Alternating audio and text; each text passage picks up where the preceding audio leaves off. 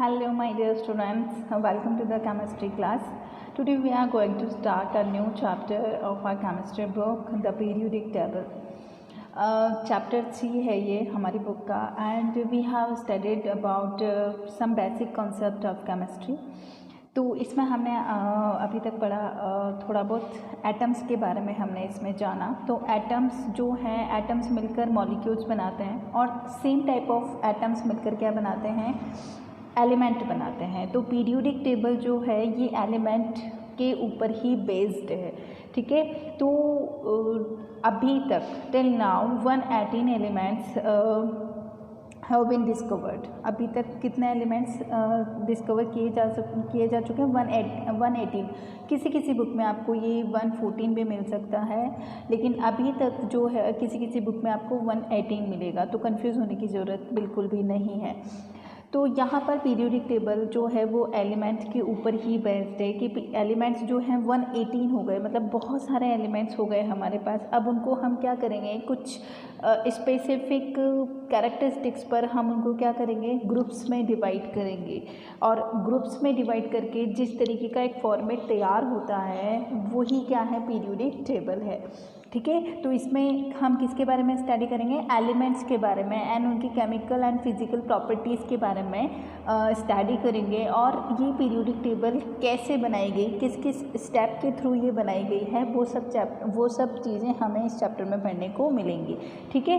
तो let's start our chapter. Why do we need to classify element. सबसे पहले हमें क्लासिफिकेशन करने की ज़रूरत क्यों पड़ी, क्यों हमें पीरियोडिक टेबल बनाने की ज़रूरत पड़ी. और पीरियोडिक टेबल है क्या, एलिमेंट्स को स्पेसिफिक ग्रुप्स में डिवाइड किया गया है, उसका एक मैनर तैयार होता है, वही क्या है, पीरियोडिक टेबल. तो क्यों ज़रूरत पड़ी इसकी. तो पहले हम बात करें, अगर हम पास्ट में जाते हैं तो हमारे पास अगर 18 सेंचुरी में हम जाएं तो 18 सेंचुरी में उस समय सिर्फ 31 एलिमेंट ही खोजे गए थे. ठीक है. उसके बाद धीरे slowly and gradually new elements की डिस्कवरी होती गई और ये नंबर बढ़ता गया. उसके बाद 1865 में ये जो एलिमेंट्स हैं इनका डिस्कवरी नंबर कितना हो गया, 63 हो गए. मतलब 63 एलिमेंट्स उस समय खोजे जा चुके थे. और अभी तक कितने एलिमेंट हैं, 118. And this process is going on. ये जो डिस्कवरी करने का प्रोसेस है एलिमेंट्स को, ये कंटिन्यूसली चलता जा रहा है. कुछ एलिमेंट्स जो हैं वो नेचुरली अकरिंग हैं, जबकि कुछ एलिमेंट्स को लैबोरेटरी में भी बनाया जा चुका है और बनाया जा रहा है. ठीक है. तो अब आता है हमारे पास मतलब लैबोरेटरी में बनाते हैं तो वो सिंथेटिक है और कुछ जो हैं वो नेचुरली अकरिंग हैं.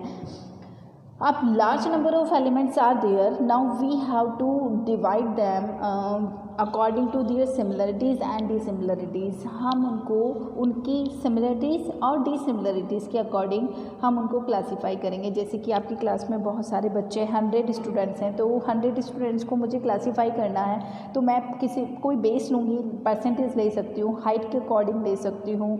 ठीक. और तो ये क्या है, बेसिस हैं कि किस बेस पर कौन स्पोर्ट्स में अच्छा है तो मैं उसको इस तरीके से क्लासीफाई कर दूँगी मैं. तो कुछ ना कुछ क्या होना चाहिए, बेस होना चाहिए. तो उस बेसिस पर ही यहाँ पर एलिमेंट्स को भी हम क्या करेंगे, डिवाइड करेंगे. तो एलिमेंट्स की प्रॉपर स्टडी के लिए एक एलिमेंट की प्रॉपर स्टडी हो, इसलिए बहुत आसान नहीं है. 118 एलिमेंट्स की फ़िज़िकल प्रॉपर्टीज़ और केमिकल प्रॉपर्टीज़ बहुत बड़ा क्राइटेरिया कवर करता है ये. तो उस बड़े क्राइटेरिया को कवर करना इतना आसान नहीं है. तो इसलिए हम क्या करेंगे, एलिमेंट्स को ग्रुप्स में डिवाइड कर देंगे और फिर उनकी क्या करेंगे, स्टडी करेंगे. तो एलिमेंट्स की प्रॉपर स्टडी हो सके इसलिए हम एलिमेंट्स को क्या करते हैं, ग्रुप्स में या सब ग्रुप्स में क्या करते हैं, डिवाइड करते हैं. और इसी को ही क्या बोलते हैं, क्लासिफिकेशन. ठीक है.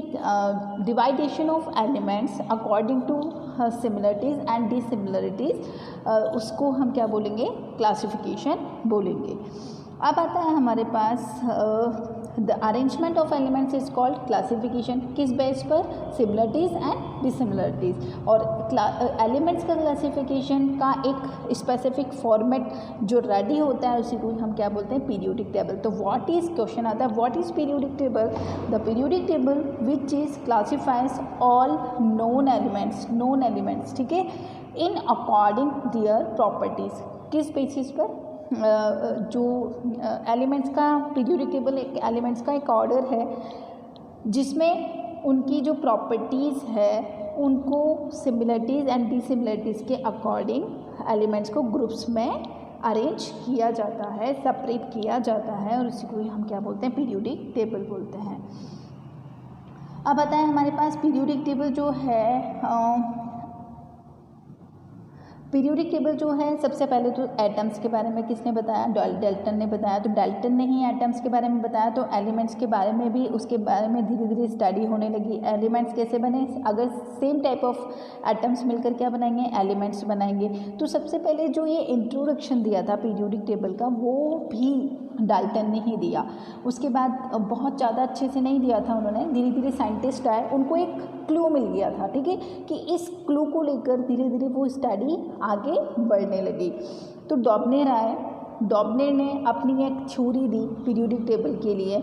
उन्होंने भी क्या किया, पीरियोडिक टेबल नहीं बनी थी उस समय, जस्ट उन्होंने थोड़ा बहुत क्लासीफाई किया था। एलिमेंट्स जितने भी उस समय डिस्कवर हुए थे उनको उन्होंने ग्रुप्स में डिवाइड किया और उन्होंने क्या किया, तीन एलिमेंट का एक ग्रुप बनाया। 3 एलिमेंट से मिलकर उन्होंने क्या किया, एक ग्रुप बनाया। 3 एलिमेंट का एक ग्रुप, इसलिए इसको क्या बोला गया, डॉबनेर्स ट्रेड्स। क्या बोला गया, डॉबनेर ट्रेड्स। 3 एलिमेंट्स का एक ग्रुप बनाया। तो यहाँ पर हुआ क्या कि ग्रुप ऑफ 3 एलिमेंट्स उन्होंने अरेंज किया, किस बेस पर, एटॉमिक वेट। जो देखो स्टार्टिंग में ही बात हुई थी कि कोई ना कोई एक बेस होना चाहिए क्लासिफिकेशन के लिए, तो यहाँ पर इन्होंने जो बेस लिया वो क्या लिया, atomic weight.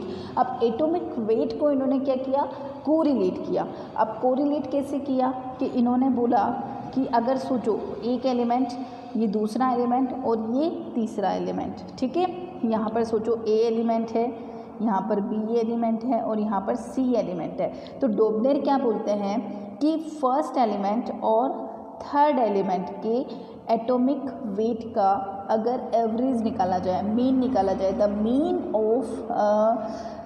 Mean of the weight of the element, first and third elements, ठीक है, उसका जो मीन है वो किसके बराबर होगा, अप्रॉक्सीमेटली, नॉट या तो इक्वल हो सकता है टोटली या अप्रॉक्सीमेटली वो सेकंड वाले एलिमेंट के क्या होगा, इक्वल होगा।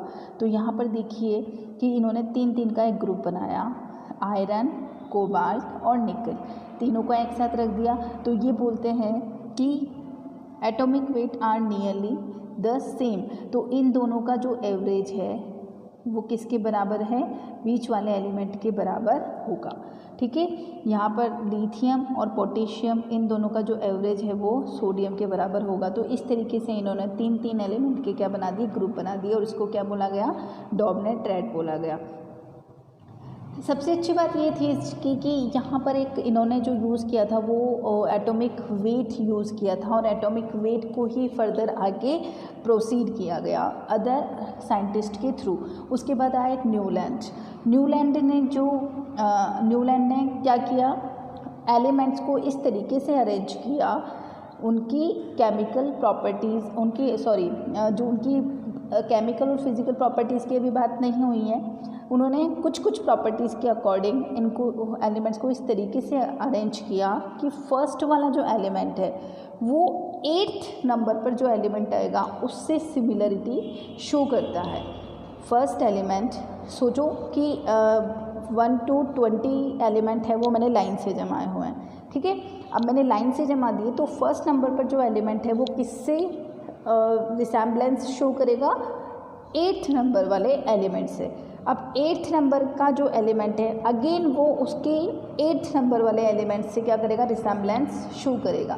तो इस तरीके से उन्होंने यहाँ पर फर्स्ट फिर 8th को इसी के नीचे रख दिया, फिर उसके बाद जो 8th नंबर वाला आ रहा है उसको उसके नीचे रख दिया। तो इस तरीके से एक वर्टिकल कॉलम तैयार होता गया, ठीक है, थोड़ा बहुत क्लियर हुआ होगा। तो वो ये इस तरीके का अरेंजमेंट किसने किया, न्यूलैंड ने किया और इन्होंने इसको क्या बोला गया, ऑक्टेव। क्यों ऑक्टेव मतलब होता है, ऑक्ट मतलब होता है 8, ऑक्टोपस होता है जिसके 8 आर्म्स होती हैं, 8 आर्म्स अगर होती है तो उसको ऑक्टोपस, तो ऑक्ट का मतलब होता है 8, ठीक है। तो न्यूलैंड क्या बोलते हैं when the elements were arranged, इन्होंने एलिमेंट्स को अरेंज किया in the order of their increasing atomic weight के according, the properties of every eighth element की प्रॉपर्टी सिमिलर होती है किससे, फर्स्ट एलिमेंट से, ठीक है। Those of first one like the eighth note of a musical scale, ये उसी तरीके से है जिस तरीके से अगर हम जो हमारा म्यूजिकल नोट होता है, जो हमारे सुर होते हैं ना, सा रे गा मा, तो ये देखिए सा रे गा मा पा, 5 पा धा नी सा, फर्स्ट वाला सा था और वो किस नंबर पे आ रहा है, वापस 8th नंबर पर आ रहा है। तो फर्स्ट एलिमेंट 8th नंबर से रिसेंबल करता है, मैच करता है। उसी तरीके से जैसे म्यूज़िकल नोट में फर्स्ट वाला वापस 8th नंबर पर रिपीट हो जाता है, ठीक है। तो इसको बोला गया न्यूलैंड्स लॉ। देखिए यहाँ पर जो यहाँ पर देखिए ये देखिए 1 1 2 3 4 5 6 7 और 8th नंबर वाला वापस फर्स्ट से क्या करेगा, रिसेंबल करेगा, इसलिए एक ही ग्रुप में रखा गया। जो जो रिसेंबल कर रहे हैं उनको एक ही ग्रुप में रखा गया, ठीक है। देखिए उसके बाद क्या हुआ, यहाँ से काउंट कीजिए आप, यहाँ से ये जो 2 नंबर का है तो इसको 1 2 3 4 5 6 और ये 7 और ये 8, इससे अगर काउंट करेंगे तो इसके बाद वाला 8 वाला जो एलिमेंट है वो इससे रिसेंबल करेगा, इसलिए एक ये वाला ग्रुप बन गया। तो इस तरीके से एक वर्टिकल कॉलम का मैचेबल ग्रुप बनता गया, ठीक है। और ये किसने बनाया, न्यूलैंड ने। और किस पर बेस्ड था, ये म्यूजिकल नोट पर बेस्ड था, इसलिए इसको क्या बोला गया, न्यूलैंड्स ऑक्टेव्स। क्लियर है। तो इसके बाद जो नेक्स्ट है हमारे पास वो आएगा मैंडलीव्स, और मैंडलीव्स के बारे में हम नेक्स्ट लेक्चर में डिस्कस करेंगे। Till then take care.